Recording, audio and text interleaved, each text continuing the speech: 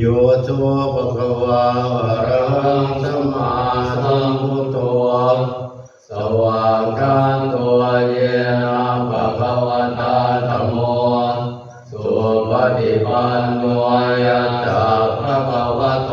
สาวกสังโฆธัมมยังภะคะวันตังสัทธัมมังสัทธังฆังอิเมหิสกาเลหิยะคารังอารวปิเตหิยะภิกขุจยามังสาธุโนปันเตภะคะวะสุจิราปรินิพพุตโตมิปัญจิมาชนะตานุคัมปมานะสาอิเมสกาเลทุกขตาปนาการะภูเตปฏิคันนาตุอามาตังทีกรตังหิตายาสุขายาอะระหังสัมมาสัมพุทโธภะคะวะพระผู้มีพระภาคเจ้าเป็นพระอรหันต์ดับเพลิงกิเลสเพลิงทุกข์สิ้นเชิงตรัสรู้ชอบได้โดยพระองค์เองพุทธังภคะวันตังอภิวาเทมิข้าพเจ้าอภิวาทพระผู้มีพระภาคเจ้าผู้รู้ผู้ตื่นผู้เบิกบานสวากขาโตภะคะวะตาธัมโมพระธรรมเป็นธรรมที่พระผู้มีพระภาคเจ้าตรัสไว้ดีแล้วธัมมังนัมสสามิข้าพเจ้านมัสการพระธรรมสุปฏิปันโนภะคะวะโตสาวกสังโฆพระสงฆ์สาวกของพระผู้มีพระภาคเจ้าปฏิบัติดีแล้วสังฆังนามามิข้าพเจ้านอบน้อมพระสงฆ์อันนยังพุทธเจ้าภะคะวะโตบุพพังคัมมังกาลังกะโลมาเตตัสสะภะคะวะโตขอนอบน้อมแด่พระผู้มีพระภาคเจ้าพระองค์นั้นอะระหะโตซึ่งเป็นผู้ไกลจากกิเลสสัมมาสัมพุทธัสสะตรัสรู้ชอบได้โดยพระองค์เองนะโมตัสสะภะคะวะโตขอนอบน้อมแด่พระผู้มีพระภาคเจ้าพระองค์นั้นอะระหะโตซึ่งเป็นผู้ไกลจากกิเลสสัมมาสัมพุทธัสสะตรัสรู้ชอบได้โดยพระองค์เองนะโมตัสสะภะคะวะโต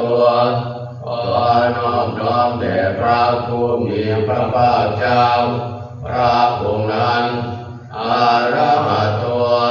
ซึ่งเป็นผู้ไกลจากกิเลสสัมมาสัมพุทธัสสะตรัสรู้ชอบได้โดยพระองค์เองอันนยังพุทธาภิกขุจิงกโรมาเตโสตถาคโตพระตถาคตเจ้านั้นพระองค์ใดอะระหังเป็นผู้ไกลจากกิเลสสัมมาสัมพุทโธเป็นผู้ตรัสรู้ชอบได้โดยพระองค์เองวิชาจารณสัมปันโนเป็นผู้ถึงพร้อมด้วยวิชาและจารณะสุขตัวเป็นผู้ไปแล้วด้วยดีโลกวิทูเป็นผู้รู้โลกอย่างแจ่มแจ้งอนุตตรปุริสธรรมสารถิเป็นผู้สามารถฝึกบุรุษที่สมควรฝึกได้อย่างไม่มีใครยิ่งกว่าสัทธาเทวมนุษย์สานังเป็นครูผู้สอนของเทวดาและมนุษย์ทั้งหลายผู้ตัว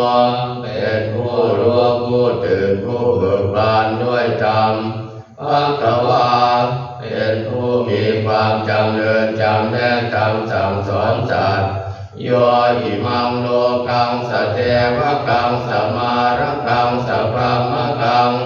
สัตตมณพรหมณิปัจจังสเทวมนุสสังสยังอภิญญาสติกัตถวาปเวเทสิพระผู้มีพระภาคเจ้าพระองค์ใดได้ทรงทำความดับทุกข์ให้แจ้งด้วยพระปัญญาอันยิ่งเองแล้วทรงสอนโลกนี้พร้อมทั้งเทวดามารพรหมและผู้ตัดพร้อมทั้งสมณพราหมณ์พร้อมทั้งเทวดาและมนุษย์ให้รู้ตามโยธรรมังเทเสสิ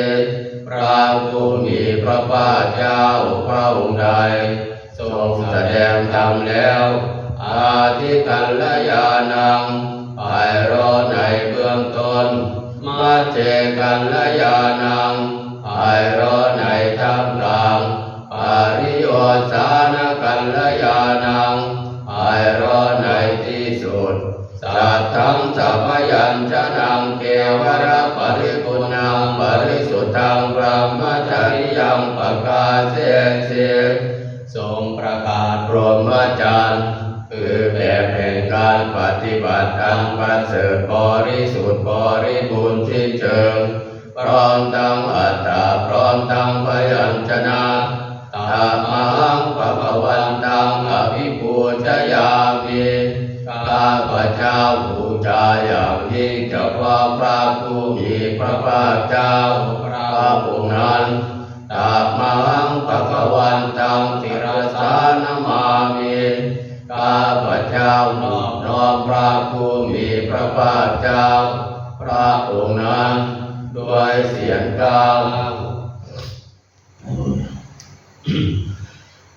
อันธรรมยังธรรมาภิตุติงกโรมาเสยโสสวากขาตัวภควตาธัมโมพระตถาคตเป็นสิ่งที่พระผู้มีพระภาคเจ้าได้ตรัสไว้ดีแล้วสันทิฏฐิโกเป็นสิ่งที่ผู้ศึกษาและปฏิบัติพึงเห็นได้ด้วยตนเองอากาลิโกเป็นสิ่งที่ปฏิบัติได้แล้วให้ผลได้ไม่จำกัดการเยหิปัสสิโกเป็นสิ่งที่ควรกล่าวกับผู้อื่นว่าท่านจงมาดูเถิดโอปนัยโกเป็นสิ่งที่ควรน้อมเข้ามาใส่ตัวปัจจัตตังเวทิตาโพวิญโยเยเป็นสิ่งที่ผู้รู้ก็รู้ได้เฉพาะตนธัมมังธัมมังอภิปูชยามิข้าพเจ้าบูชาอย่างยิ่งเฉพาะพระธรรมนั้นธัมมังธัมมังศิรสานมามิข้าพเจ้านอบน้อมพระธรรมนั้นด้วยเสียงกล่าวอันธรรมยังสังฆาภิตุติงกโรมาเสยโสสุปฏิปันโนภะคะวะโตสาวกสังโฆทรงสาวกของพระผู้มีพระภาคเจ้าผู้ใดปฏิบัติดีแล้วอุจุปฏิปันโนภะคะวะโตสาวกสังโฆทรงสาวกของพระผู้มีพระภาคเจ้าผู้ใดปฏิบัติตรงแล้วยายปฏิปันโนภะคะวะโตสาวกสังโฆทรงสาวกของพระผู้มีพระภาคเจ้าผู้ใดปฏิบัติเพื่อรู้ธรรมเป็นเครื่องออกจากทุกข์แล้วสามีติปฏิปันโนภะคะวะโตสาวกสังโฆทรงสาวกของพระผู้มีพระภาคเจ้าผู้ใดปฏิบัติสมควรแล้วญาติธรรมได้แก่บุคคลเหล่านี้คือจัตตาริปุริสายุกานิอัตตาปุริสาบุคลาผู้เห็นบุรุษสี่ผู้นับเพียงตัวบุรุษได้8บุรุษเอสาภะคะวะโตสาวกสังโฆนั่นแหละสงฆ์สาวกของพระผู้มีพระภาคเจ้าอาหุนายโยเ เป็นสมควรแก่สักการะที่เขานำมาบูชาพาหุลายโยเป็นสมควรแก่สักการะที่เขาจัดไว้ต้อนรับทั้งกิจโยเป็นผู้ควรรับทักษิณาทานอัญชลีกรณีโยเป็นผู้ที่บุคคลทั่วไปควรทำอัญชลีอนุตตรังปุญญเกตังโลกัสสะเป็นเนื้อนาบุญของโลกไม่มีนาบุญอื่นยิ่งกว่าตาภวังสังฆังอภิปูชยามิข้าพเจ้านอกจากอย่างยิ่งเฉพาะพระสงฆ์หมู่นั้นตาภวังสังฆังศิรสานมามิข้าพเจ้านอบน้อมพระสงฆ์หมู่นั้นด้วยเสียงกล่าว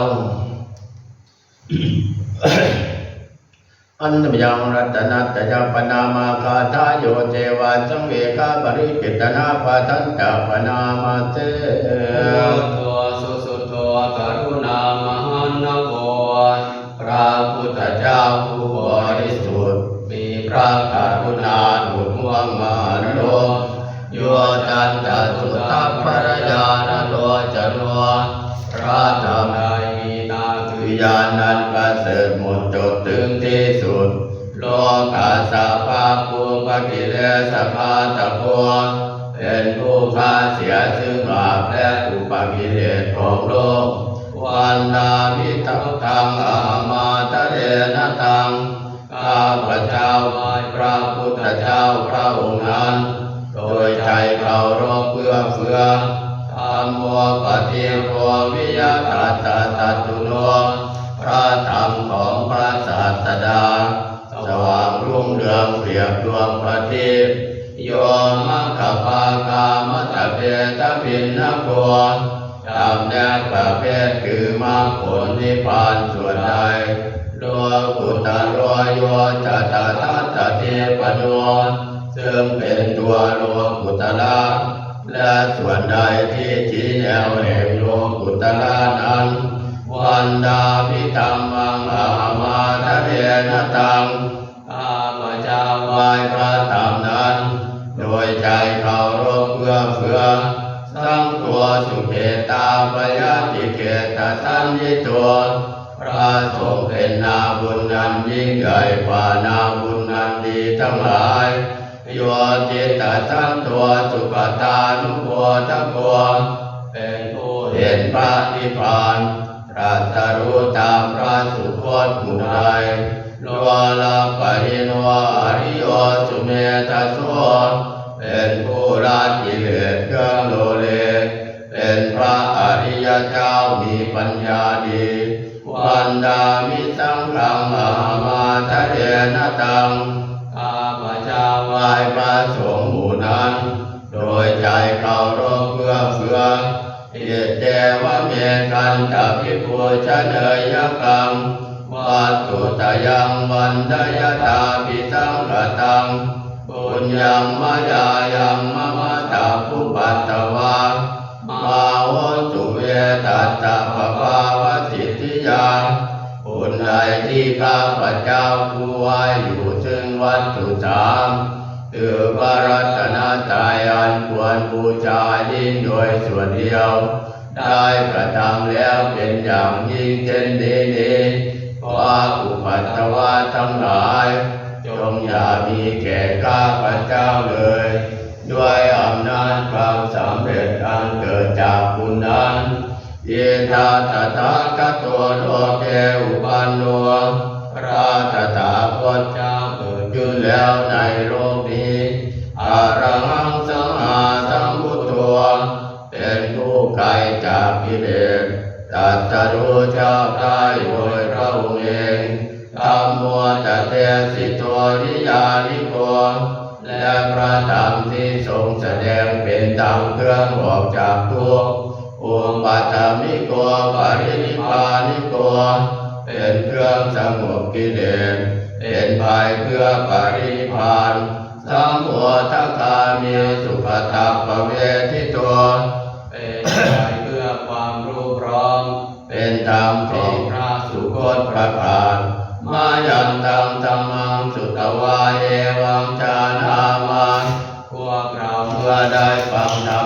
แล้วจึงได้รู้อย่างนี้ว่าชาติปิทุกขาแม้ความเกิดก็เป็นทุกข์ชราปิทุกขาแม้ความแก่ก็เป็นทุกข์มรณะปิทุกขังแม้ความตายก็เป็นทุกข์โสภปริเทวทุกขโทมนัสสุปายาสาปิทุกขาแม้ความโศกความรำไรรำพันความไม่สบายกายความไม่สบายใจความขัดแย้งใจก็เป็นทุกข์อภิเยหิตัมปโยโคทุกโขความประสบกับสิ่งไม่เป็นที่รักที่พอใจก็เป็นทุกข์อิเยหิวิปโยโคทุกโขความพลาดพลาดจากสิ่งเป็นที่รักที่พอใจก็เป็นทุกข์ยังปิดตังนารปฏิตัมปิทุกขังมีความปรารถนาสิ่งใดไม่ได้สิ่งนั้นก็เป็นทุกข์สังคิเตนะปัญจุปาทานขันธาทุกขาว่าโดยย่ออุปาทานขันธ์ทั้งห้าเป็นตัวทุกข์เสยยามิตังได้แก่สิ่งเหล่านี้คือรูปูปาทานขันธ์ตัว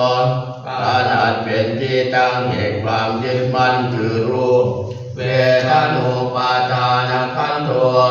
ขนาดเป็นที่ตั้งแห่งความยึดมั่นคือเวทนาสัญญูปาทานขันธ์ตัวขนาดเป็นที่ตั้งแห่งความยึดมั่นคือสัญญาสังขารูปาทานขันธ์ตัวขนาดเป็นที่ตั้งแห่งความยึดมั่นคือสังขารวิญญาณูปาทานขันธ์ตัวขนาดเป็นที่ตั้งแห่งความยึดมั่นคือวิญญาณเยทังปริยายาเพื่อให้สาวกกำหนดรอบรู้อุปาทานขันธ์เหล่านี้เองธารมานุโสภควาถึงพระผู้มีพระภาคเจ้านั้นเมื่อยังทรงพระชนอยู่เอวังพระหุลังสาวกเกวิเนติยอมทรงแนะนำสาวกทั้งหลายเช่นนี้เป็นส่วนมากเอวังภาคาจัปนัสสะภะคะวะโตสาวกเกสุอนุทัสสเนภะหุลาภวัตติหนึ่งคำสั่งสอนของพระผู้มีพระภาคเจ้านั้นย่อมเป็นไปในสาวกทั้งหลายส่วนมากมีส่วนคือการจำแนกจากนี้ว่ารูปังอนิจจังรูปไม่เที่ยงเวทนาอนิจจังเวทนาไม่เที่ยงสัญญาอนิจจังสัญญาไม่เที่ยงสังขาราอนิจจังสังขารไม่เที่ยงวิญญาณังอนิจจังวิญญาณไม่เที่ยงรูปังอนัตตารูปไม่ใช่ตัวตนเวทนาอนัตตา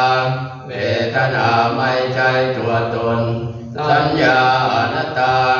สัญญาไม่ใช่ตัวตนสังขาราอนัตตาสังขารไม่ใช่ตัวตนวิญญาณังอนัตตาวิญญาณไม่ใช่ตัวตนสัพเพสังขาราอนิจจังสังขารทั้งหลายทั้งปวงไม่เที่ยงสัพเพธัมมาอนัตตาติธรรมทั้งหลายทั้งปวงไม่ใช่ตัวตนดังนี้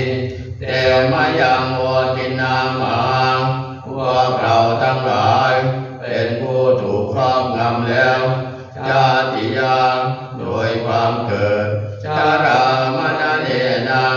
โดยความแก่และความตายโสเกหิปริเทเวหิทุเกหิโทมานาเสหิอุปายาเสหิโดยความโศกความรำไรรำพันความไม่สบายกายความไม่สบายใจความขัดแย้งใจทั้งหลายทุกโขตินาเป็นผู้ถูกความทุกข์อย่างเราแล้วทุกขปเรตาเป็นผู้มีความทุกข์เป็นเบื้องหน้าแล้วอาเปวนามิมันตะเปวราตาทุกขขันธัสสะอันตกิริยาปัญญาเยธาติทำฉนัยพันธรรมที่สุดแห่ง กองทุกข์ทั้งสิ้นนี้อย่าพึงปรากฏชัดแก่เราได้ทีระปรินิพพุตังปิตังภะวันตังปุติตาอรหันตังสัมมาสัมพุทธังเราทั้งหลายอุทิศเฉพาะพระผู้มีพระภาคเจ้าผู้ไกลจากกิเลสตรัสรู้ชอบได้โดยพระองค์เองแม้ปรินิพพานนานแล้วพระองค์นั้นสัทธาอาคารสมาอนาคาริยังปาปาติตาเป็นผู้มีศรัทธาอบอวดจากเรือนไม่เกี่ยวข้องด้วยเรือนแล้วตัสมิงภควาติพระมจริยังจารามาประพฤติอยู่ถึงพรหมจรรย์ในพระผู้มีพระภาคเจ้าพระองค์นั้นภิกขุนังสิกขาสาชีวสมาปนังถึงพร้อมด้วยสิกขาและธรรมเป็นเครื่องเลี้ยงชีวิตของภิกษุทั้งหลายตังโนพระมจริยังอิมัตตาเทวราตาทุกขาขันธัตตาอันตกิริยายาสังวัตตัวขอให้พรหมจรรย์ของเราทั้งหลายนั้นจงเป็นไปเพื่อการทำที่สุดแห่งกองทุกข์ทั้งสิ้นนี้เถิดปัญจมยังตาตุปนิปุระปัญจเวคณาปทังปนามาเจยรังอาจยังภวะธรรมานังดาตุมัตตเวเวตังสิ่งเหล่านี้เป็นสัพพะชาติตามธรรมชาติเท่านั้นกำลังเป็นไปตามเหตุตามปัจจัยอยู่เนืองนิดยาติตังจีวรังจาตุปปุญจโกจะปุกโลสิ่งเหล่านี้คือจีวรและคนผู้ใช้สอยจีวรนั้นตาตุมัตตะโกเป็นสัพพะชาติตามธรรมชาตินิสัตตัวมิได้เป็นสัตวะอันยั่งยืนเนียจีวรมิได้เป็นจีวรอันเป็นบุรุษบุคคลสุญโยว่างเปล่าจากความหมายแห่งความเป็นตัวตนสัพพานิปานาอิมานิจีวรานิอาทิกุจริยานิก็จีวรทั้งหมดนี้ไม่เป็นของน่าเกลียดมาแต่เดิมยีมังปุติกายังปัตตวานรันมาถูกเข้ากับกายอันเน่าอยู่เป็นนิดนี้แล้วอาทิวิยาจิกุจริยานิจายันเตย่อมกลายเป็นของน่าเกลียดอย่างยิ่งไปด้วยกันยาตาปัจจยังภวัตตมานังตาตุมัตตเมเวตังสิ่งเหล่านี้เป็นสัพพะชาติตามธรรมชาติเท่านั้นกำลังเป็นไปตามเหตุตามปัจจัยอยู่เนืองนิดยาติตังปินตปะโตตาทุปะปุญชโกจะปุกะโลสิ่งเหล่านี้คือบิณฑบาตและคนผู้บริโภคบิณฑบาตนั้นธาตุมัตตะโกเป็นสัพพะชาติตามธรรมชาตินิจจตัวมิได้เป็นสัตวะอันยั่งยืนนิจจีวรมิได้เป็นจีวรอันเป็นบุรุษบุคคลสุญโยว่างเปล่าจากความหมายแห่งความเป็นตัวตนสัพโพปานายังบิณฑบาตตัวอธิคุจริโยก็บิณฑบาตทั้งหมดนี้ไม่เป็นของน่าเกลียดมาแต่เดิมอิมังมุติกายังปัตตวารันมาถูกเข้ากับกายอันเน่าอยู่เป็นนิดนี้แล้วอาทิวิยาจิกุจริโยจายาติย่อมกลายเป็นของน่าเกลียดอย่างยิ่งไปด้วยกันยาตาปัจจยังภวัตตมานังธาตุมัตตเมเวตังสิ่งเหล่านี้เป็นสัพพะชาติตามธรรมชาติเท่านั้นกำลังเป็นไปตามเหตุตามปัจจัยอยู่เนืองนิดยาติตังเสนาสนังตาตุปะปุญจโกจะปุกะโลสิ่งเหล่านี้คือเสนาสนะและคนผู้ใช้สอยเสนาสนะนั้นธาตุมัตตะโกเป็นสัพพะชาติตามธรรมชาติเนสัตตัวมิได้เป็นสัตวะอันยั่งยืนเนจีวรมิได้เป็นจีวรอันเป็นบุรุษบุคคลสุญโยว่างเปล่าจากความหมายแห่งความเป็นตัวตนสัพพานิปานาอิมานิเสนาสนานิอาทิคุจริ สนะทั้งหมดนี้ไม่เป็นของน่าเกลียดมาแต่เดิมอิมังโภติกายังปัจจวานรันมาถูกเข้ากับกายอันเน่าอยู่เป็นนิจนี้แล้วตาติวิยาติโกจาริยานิจายันเตยอมกลายเป็นของน่าเกลียดอย่างยิ่งไปด้วยกันยาตาปัจจยังปวัตตมานังตาตุมัตตเมเวตังสิ่งเหล่านี้เป็นสัพพะชาติตามธรรมชาติเท่านั้นกำลังเป็นไปตามเหตุตามปัจจัยอยู่เนืองนิดญาติธรรมกิลานะปัจจยเปจันตปาริภาโลตาทุปปุญจโกจัมปุกะโลสิ่งเหล่านี้คือเภสัชบริขารอันเกื้อกูลแก่คนไข้และคนผู้บริโภคเภสัชบริขารนั้นธาตุมัตตะพวงเป็นสัพพะชาติตามธรรมชาติเนสัตตัวมิได้เป็นสัตวะอันยั่งยืนเนเทวมิได้เป็นทีวะอันเป็นบุรุษบุคคลสุญโญวางเปล่าจากความหมายความเป็นตัวตนสัพพปานายังกิลานะปัจจยเปจัตตปาริภาโลอาจิโกตติโยก็กิลานะเปจัตบริขารทั้งหมดนี้ไม่เป็นของน่าเกลียดมาแต่เดิม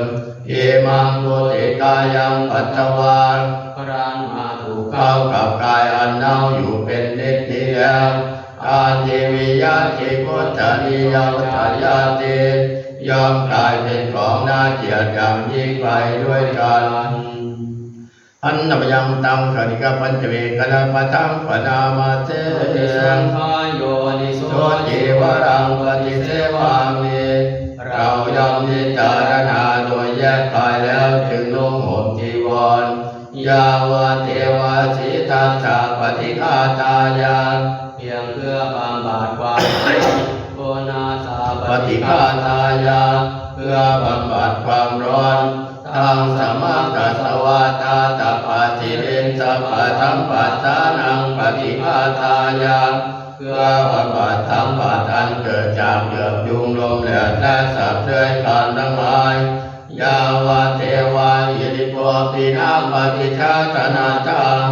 และเพียงเพื่อปกปิดอวัยวะอันให้เกิดความละอายปฏิสังขายโยนิโสปินทปาตังปฏิเสวามิเราย่อมพิจารณาโดยแยกกายแล้วฉันบิณฑบาตเนวะทวายาไม่ให้เป็นไปเพื่อความเพลิดเพลินสนุกสนานนามาทายาไม่ให้เป็นไปเพื่อความเมามันนั้นเกิดกำลังพลังทางกายนามันตนายาไม่ให้เป็นไปเพื่อประดับนาวิภูธนายาไม่ให้เป็นไปเพื่อตกแต่งยาวะเทวาอิมัสสกายตถาทิฏฐิยาแต่ให้เป็นไปเพียงเพื่อความตั้งอยู่ได้แห่งกายนี้ยาปนายาเพื่อความเป็นไปได้ของอัตภาพเวหิสุภรติยา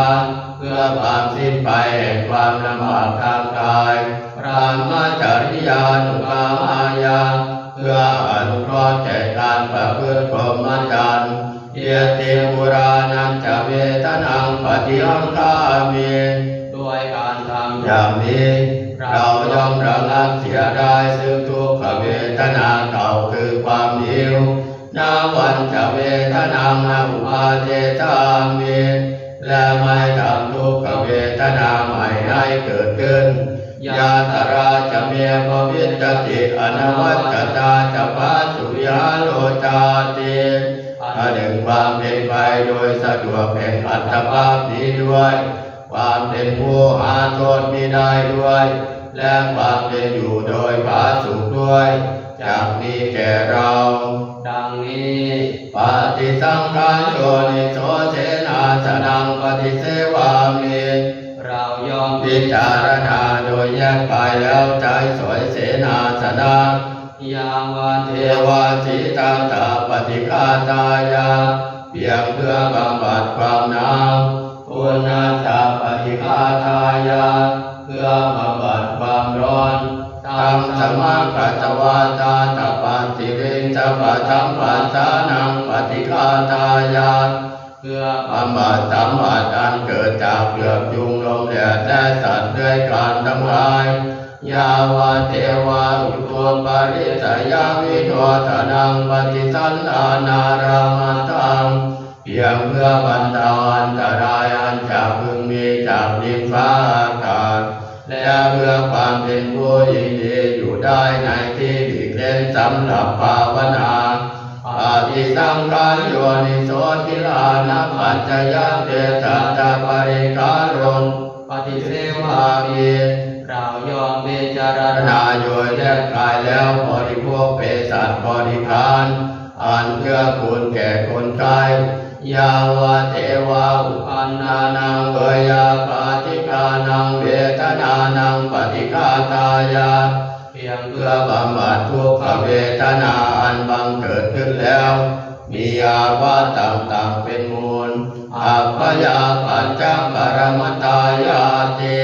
เพื่อความเป็นผู้ไม่มีโรคเบียดเบียนเป็นอย่างยิ่งดังนี้514ไม่ได้สวดนานแล้วจ้ะ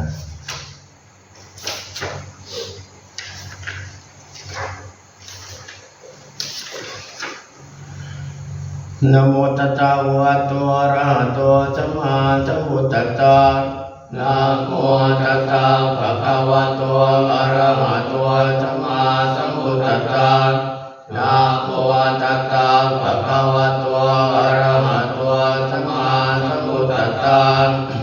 ปัตตมังทานะปารมีทานะอุปปารมีทานะปรมัตถปารมีทุติยังศีลปารมีศีลอุปปารมีศีลปรมัตถปารมีตติยังเนกขัมมะปารมีเนกขัมมะอุปปารมีเนกขัมมะปรมัตถปารมีจตุตังปัญญาปารมีปัญญาอุปปารมีปัญญาปรมัตถปารมีปัจจมังวิริยปารมีวิริยอุปปารมีวิริยปรมัตถปารมีจัตตังขันติปารมีขันติอุปปารมีขันติปรมัตถปารมีสัตตมังสัจจปารมีสัจจอุปปารมีสัจจปรมัตถปารมีอัตตมังอธิฐานปารมีอธิฐานอุปปารมีอธิฐานปรมัตถปารมีนวมังเมตตาปารมีเมตตาอุปปารมีเมตตาปรมัตถปารมีทัสสมังอุเบกขาปารมีอุเบกขาอุปปารมีอุเบกขาปรมัตถปารมีธรรมติงสปารมีไมตรีเมตตากรุณามุทิตาอุเบกขากุศลสัมปันโนอิติปิโสภะคะวะอะระหังสัมมาสัมพุทโธวิชาจารณะสัมปันโนสุขโต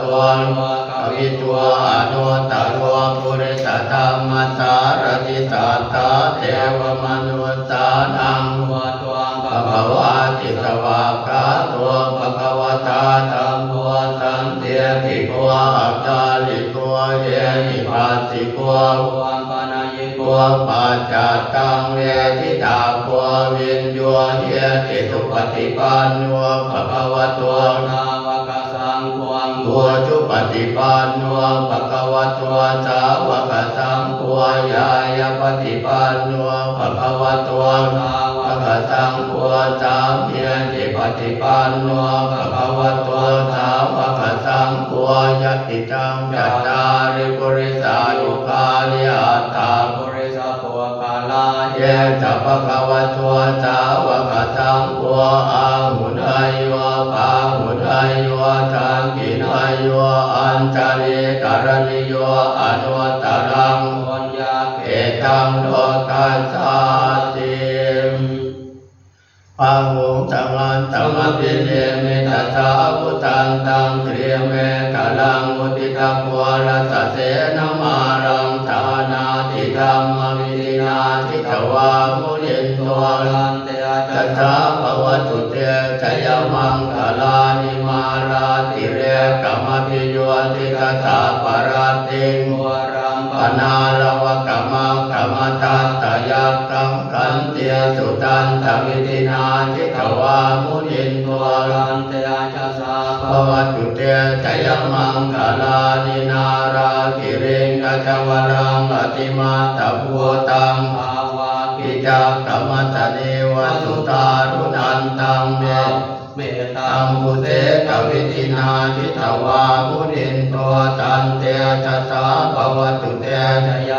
มังคลานิหัวเกตกัสขมจิหัตถตุตารุนันตังทาวันติโยชนะปตังปุริมาณวันตังเอภิยภิสังกตมโนทิตวามุนินตัวตันเตจัสสะภวตุเตชยมังคลานิหัตวานกาตมุตลังนิวกังปินิยาจินจายตัวตวจนังชนะกายมัจเจขันเตนะโสมวิตินาจิตวามุนินตัวตันเตจัสสะภวตุเตชยมังคลานิสัจจังวิหายมติสัจจกวาจเกตุมาทาปิโรปิธรรมนังอธิอันตพัวตังปัญญาปเทียปัจจนิตัวจิตวามุนินตัวตันเตจัสสะภวตุเตชยมังคลานินันตัวปนันตปุจกังวิปุตังมเหเตปัวเตนะเทระปุจเกนะธรรมาปยันตัวเยตัวปเทตวิตินาจิตวามุนินตัวตันเตจัสสะภวตุเตชยมังคลานิตัวกา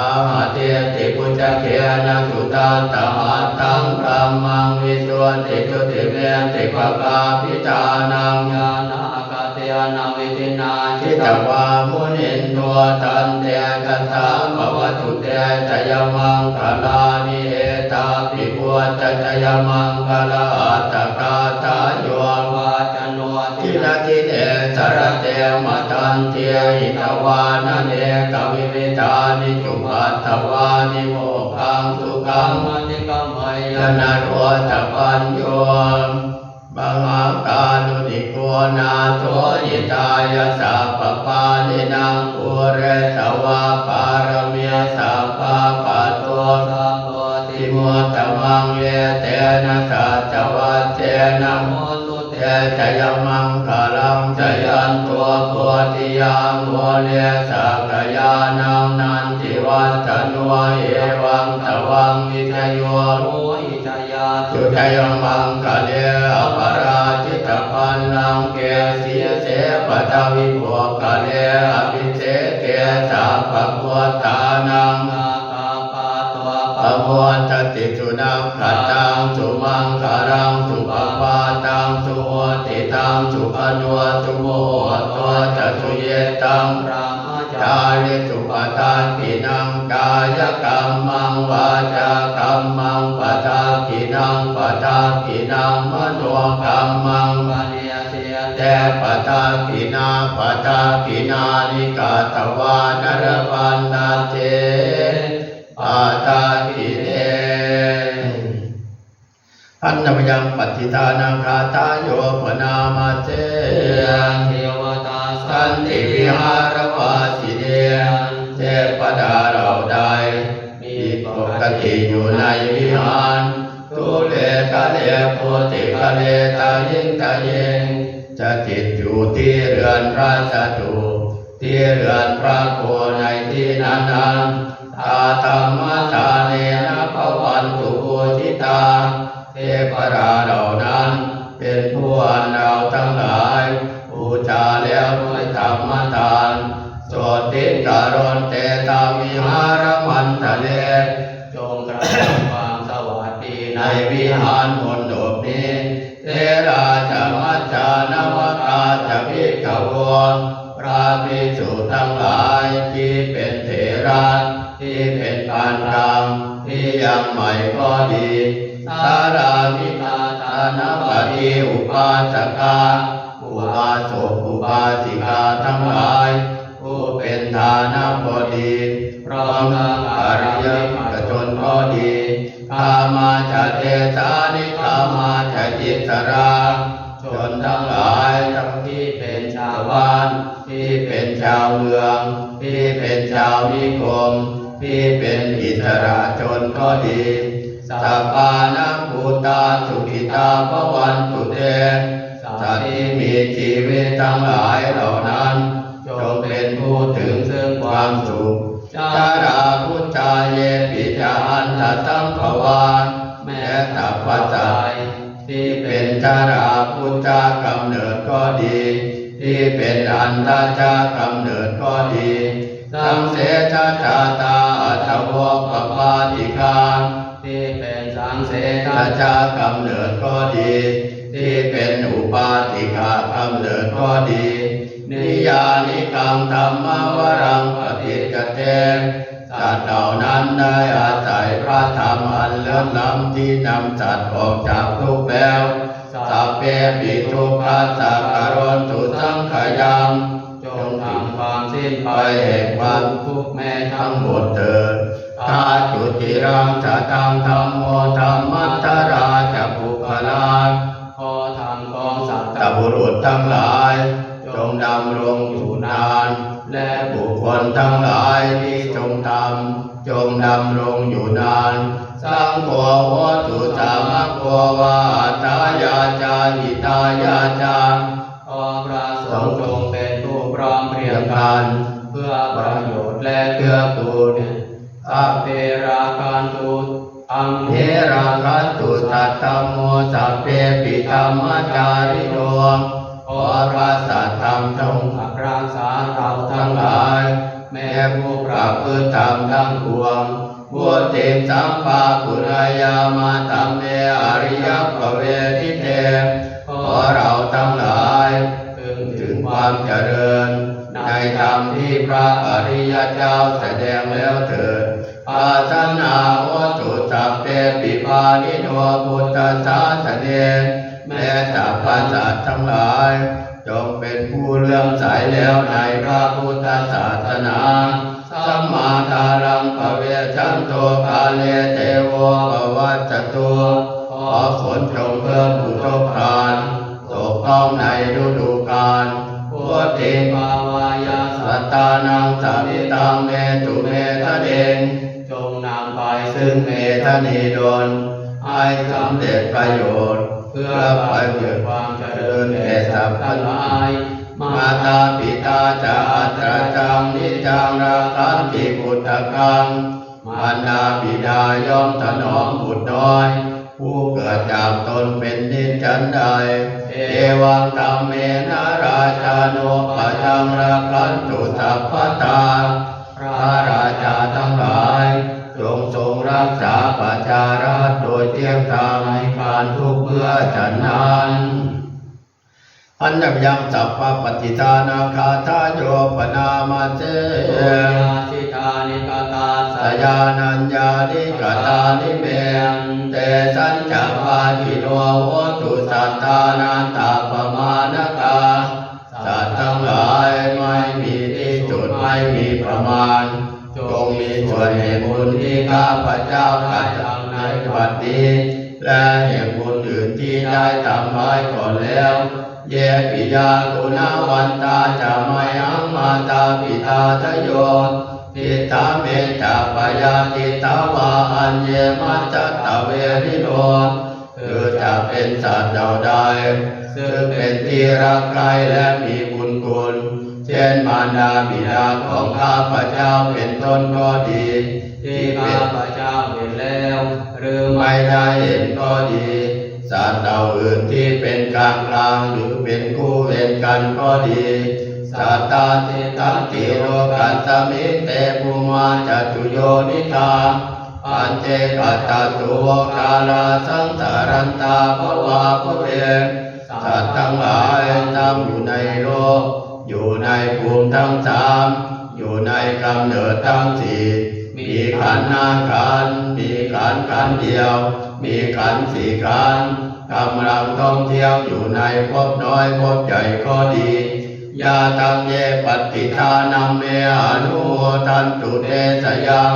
เยจิมังนะปัจจานันติเทวาเตสังนิเพทยุงสัตว์เหล่าใดรู้ส่วนบุญที่ข้าพเจ้าแผ่ให้แล้วสัตว์เหล่านั้นจงอนุโมทนาเองเถิดส่วนสัตว์เหล่าใดยังไม่รู้ส่วนบุญนี้ขอเทวดาทั้งหลายจงบอกสัตว์เหล่านั้นให้รู้มายาทินนามะปุญญานังอนุโมทนาเหตุนังสัพเพสัตตาสตาโหตุอเวลาสุขติวิโนเกนะปัตตันตปะโกตุเตตาตาจิตาตังสุมาเพราะเหตุที่ได้อนุโมทนาส่วนบุญที่ข้าพเจ้าแผ่ให้แล้วสัตว์ทั้งหลายทั้งปวงจงเป็นผู้ไม่มีเวรอยู่เป็นสุขทุกเมื่อจนถึงบทอันเกษมกล่าวคือพระนิพพานความปรารถนาที่ดีงามของสัตว์เหล่านั้นจงสำเร็จเถิดอิตัมเมญาตินังโหตุสุขิตาโหตุยาตโยขอให้บุญส่วนกุศลนี้จงถึงแก่หมู่ญาติของข้าพเจ้าทั้งหลายขอหมู่ญาติทั้งหลายของข้าพเจ้าจงเป็นสุขเถิด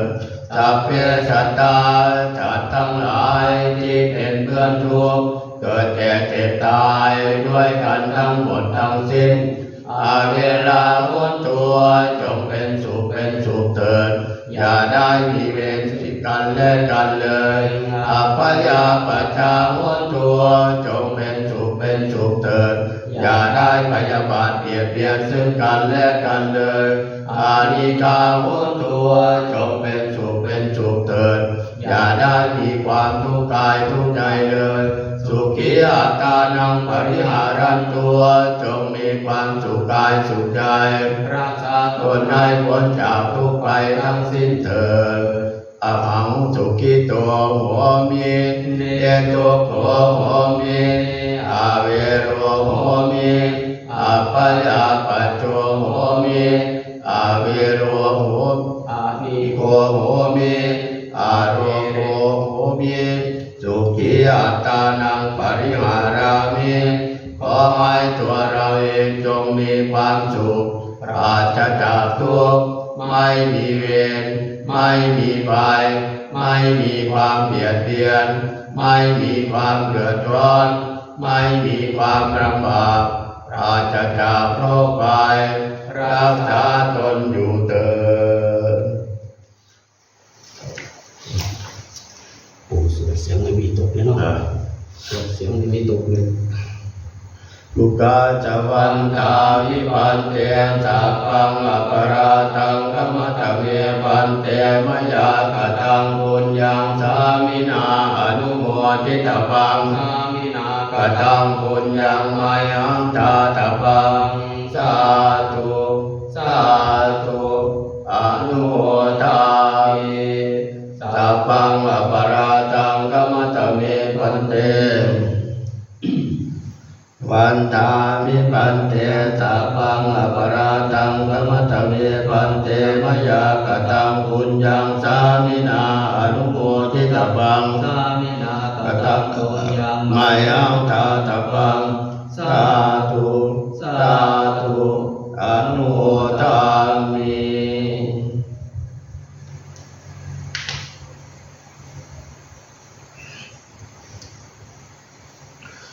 อรหังสัมมาสัมพุทโธภควาพุทธังภควันตังอภิวาเทมิสวากขาโตภควตาธัมโมธัมมังนัมสสามิสุปฏิปันโนภควโตสาวกสังโฆสังฆังนามามิ